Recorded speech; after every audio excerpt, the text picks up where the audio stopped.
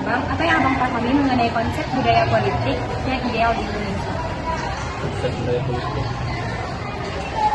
sebenarnya nggak paham sekali ya terhadap budaya politik. Karena budaya politik ini kan jelas biasanya demokrasi. Terus kalau politika itu kan ada satu tujuan yang diraih sama orang. Kalau kita masyarakat, alat politiknya berharap sebuah perubahan aja dari siapa yang memegang kekuasaan. Lebih dari apa yang program yang berjalan ke masyarakat berubah gitu ya.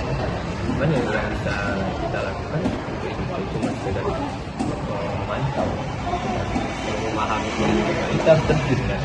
Dari masyarakat prinsipnya kita berharap pemimpinnya siapa, yang memegang kekuasaannya siapa, berharap dari segi ekonomi semuanya itu dan sebagainya lain. Kalau menurut Abang, siapa pihak yang menurut Abang itu paling bertanggung jawab dalam memberikan edukasi politik kepada masyarakat awam? Yang paling bertanggung jawab edukasi politik akademisi yang nggak ada dia lah, sama siswa yang lebih mendalami ilmu. Terus aktivis tapi dengan cara yang tidak anarkis. Terus ya peran pemerintah karena support untuk adik-adik semua kan. Karena kalau adik-adik ini dibatasi dalam aktivitas bahaya juga. Abang, di ruang mana saja seperti media sosial atau diskusi komunitas yang merasa paling nyaman untuk menyuarakan aspirasi politik? Kalau sekarang di zaman sekarang mungkin di media sosial kayak konten-konten karena lebih nyampe dari konten cerita pesan politik. Karena kalau misalnya secara langsung kan masyarakat sekarang kan jarang ada berkelompok ini di warung-warung apa tapi kalau di sosial media HP ini pasti tiap hari orang ini konten-konten yang viral kayak gitu. Jadi itu sih. Terus, kapan waktu yang paling krusial bagi masyarakat untuk menunjukkan partisipasi politik selain pada saat pemilihan umum? Yang pemilihan umum? Setelah dilantik pemimpin ya sih. Berarti langsung gitu ya Bang? Langsung ya. Ini kalau nunggu sampai saya kerja pasti mungkin enggak ya. Tapi setelah bulan itu maksudnya biarkan dulu sebulan datang. Lalu kita bisa berpartisipasi. Karena apa yang dinilai kan tadi belum kerja. Terus mengapa keterlibatan aktif masyarakat dalam mengawal kebijakan pemerintah sangat penting bagi keberlangsungan demokrasi jangka panjang? Itu masyarakat karena setiap aturan, setiap undang-undang, setiap peraturan di pemerintah efeknya itu langsung ke masyarakat. Karena masyarakat itu penting mengawal semuanya. Kayak undang-undang yang merugikan masyarakat, siapa? Masyarakat, kebijakan pasti masyarakat. Terus bagaimana cara Abang menyaring informasi politik itu sendiri agar tidak terjebak dalam hoax atau propaganda yang memecah belah? Pasti dari medsos yang terpercaya, berita yang ada legalitasnya. Kalau misalnya akun yang personal, tapi kan banyak yang ada berbodong, itu kan banyak spekulasi. Itu kan kayak Kompas ya, terus itu kan mereka nggak penting berdebat mereka. Tapi selain itu dari akun-akun orang yang punya akademisi kayak misalnya Ferry Warsi, punya orang yang benar-benar punya riset. Menurut Bapak bagaimana cara meningkatkan kesadaran masyarakat agar ikut pemilu? Kalau sadarnya itu semuanya mungkin orang ya sadar, cuman pemilu itu kan hak pilih masing-masing. Nanti kalau yang nggak terpilih itu nanti apa? Terus apa tuh namanya tuh menjatuhkan kawannya itu. Nah, jadi kita itu sama-sama menyadari, sama masyarakat. Yang penting jadi pejabat itu jangan menaikkan harga-harga terus. Itu aja, biarpun presiden apa wali kota apa gubernur gitu. Ya, pertanyaan selanjutnya, menurut Bapak ciri-ciri pemimpin yang layak tuh dipilih kayak gimana? Ya gimana lah, masalahnya saya nggak tahu persis, saya masyarakat kecil kan. Kalau yang tahu itu orang pejabat aja itu, kayak orang DPR RI itu yang tahu.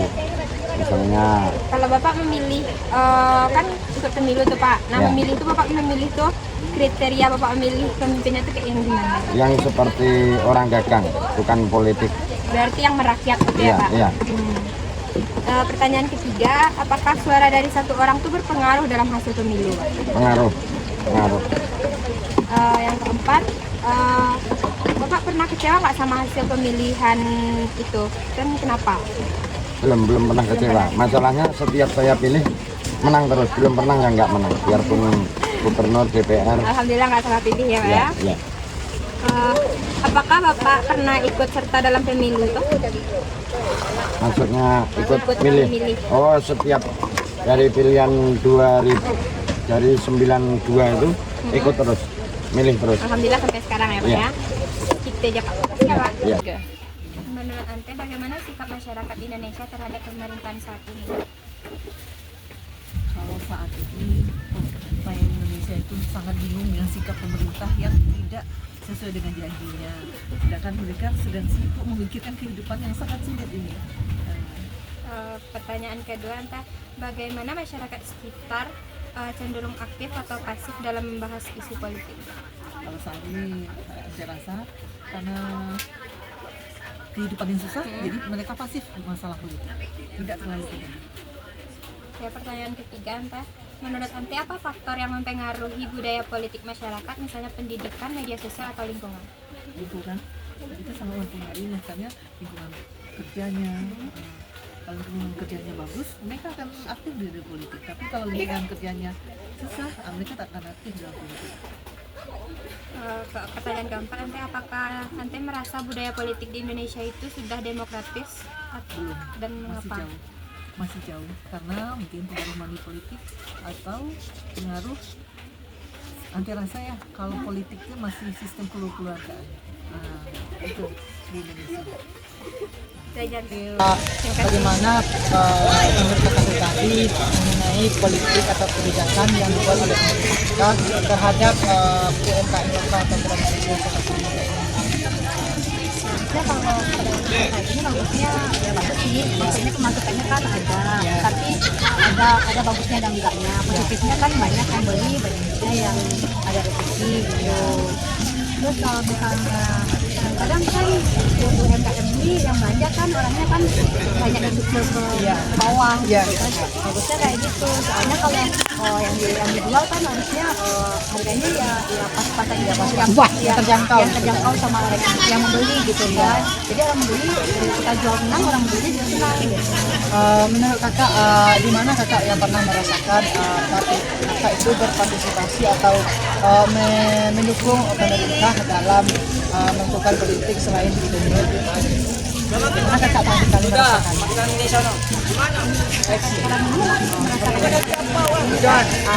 Semakin banyak UMKM semakin meningkat pula pada penampilan masyarakat. Terus menurut kakak siapa yang paling berhak untuk memberikan pemahaman nih pada masyarakat yang tidak memahami apa itu kebijakan negara kita untuk UMKM gitu kan? Sebetulnya siapa yang paling berhak memberikan edukasi atau pemahaman kepada masyarakat?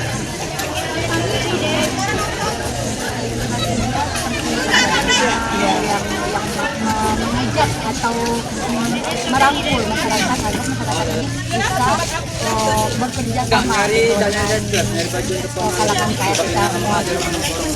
Oke, mungkin belajar pada kami terhadap UMKM lokal. Kalau sekarang sih kalau kan masih meningkatkan sih mereka ya. Soalnya sekarang makin banyak sih orang-orang yang apa sih namanya?